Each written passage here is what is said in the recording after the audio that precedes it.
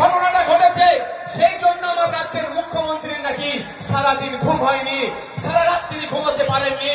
নেপালের মানুষ মুখ্যমন্ত্রীকে ভোট দিয়ে, মমতা ব্যানার্জিকে ভোট দিয়ে মুখ্যমন্ত্রীর চেয়ারে বসায়নি।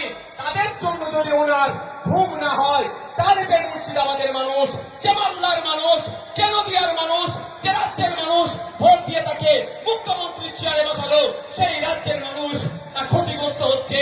তাদের জমি প্রতিনিয়ত গঙ্গাবাক্যে চলে যাচ্ছে, পদ্মাবাক্যে চলে যাচ্ছে।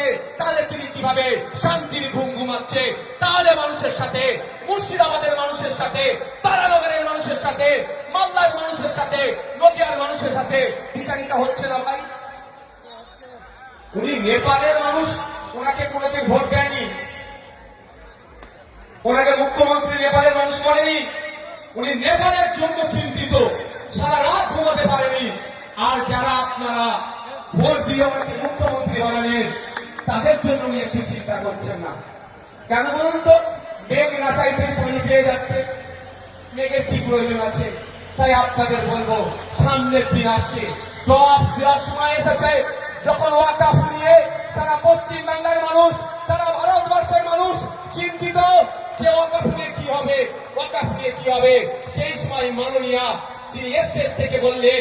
আর অপদার্থ এমএলএ এমপি গুলো এই প্রথম সারিতে বসেছিল, তারা উত্তর দিল না যে কারো যদি ওয়াকফ নিয়ে আন্দোলন করতে হয় দিল্লি গিয়ে করবে বলে আমাদেরকে নিদান দিয়েছিল।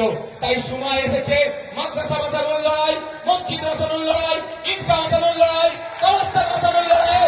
আমাদের পাশে যারা ছিল না, সময়ের সাথে সাথে তার জবাব দেওয়া হবে। হবে তো নাকি ভাই? হাত তুলে দেখান, হাত তুলে দেখান। মমতা ব্যানার্জির এত সাহস কি করে হলো? তিনি রাজা, আমরা প্রজা নয়, এটা মাথায় রাখতে হবে। গণতন্ত্র